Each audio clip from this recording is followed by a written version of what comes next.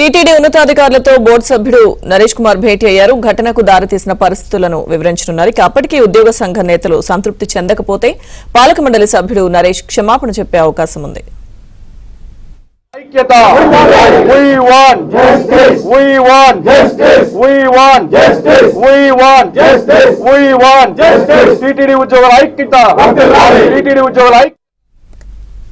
TTD ఉన్నతాధికారులతో board సభ్యుడు నరేష్ కుమార్ భేటీ అయ్యారు. భేటీకి సంబంధించిన పూర్తి సమాచారం మా ప్రతినిధి జితేంద్ర అందిస్తారు.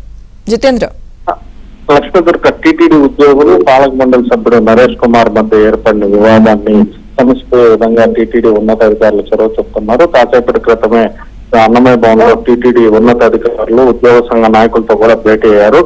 3 రోజుల క్రితం జరిగినటువంటి ఘటనకు సంబంధించి ఉద్యోగ సంఘం నేతలు వాళ్ళకి ఎదురైనటువంటి అనుభవాన్ని కూడా అధికారుల దృష్టికి తీసుకొచ్చారు.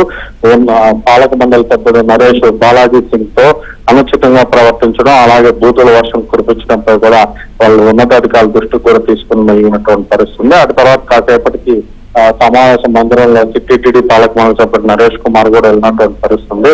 ఆనాడు అనుకోకుండా జరిగినటువంటి పరిస్థితుల నేపథ్యంలోనే అలా ప్రవర్తించానని చెప్పి కూడా ఇప్పటికే ఉన్నతాధికారుల దృష్టికి పాలక మండలి సభ్యుడు తీసుకొని పోయినటువంటి నేపథ్యంలో మరి కాసేపులోనే పాలక మండలి సభ్యుడు ఆ రోజు బాలాజీ సింగ్ తో దురుసుగా ప్రవర్తించడం దాని పట్ల క్షమాపణలు కూడా కోరేటటువంటి అవకాశం కనపడతా ఉంది. ఆయన చేత క్షమాపణలు చెప్పించిన తర్వాత ఈ వివాదాన్ని కూడా సమస్య విధంగా కూడా అధికారులు చొరవ చెప్తున్నటువంటి పరిస్థితి ఉంది. ఆ బోర్డు మెంబర్ క్షమాపణలు చెప్తే తాము ఆందోళన కూడా విరమించుకుంటామని చెప్పి కూడా ఇప్పటికే టీటీడీ ఉన్నతాధికారుల దృష్టికి ఉద్యోగ సంఘం నేతలు తీసుకునే నేపథ్యంలో ప్రస్తుతం అధికారులు పాలక మండలి సభ్యుడు అక్కడికి రంపించి ఉద్యోగ సంఘం నేతలతో అయితే చర్చలు జరుపుతున్నటువంటి పరిస్థితి ఉంది. Lakshmi Durga. Right, thank you Jitendra.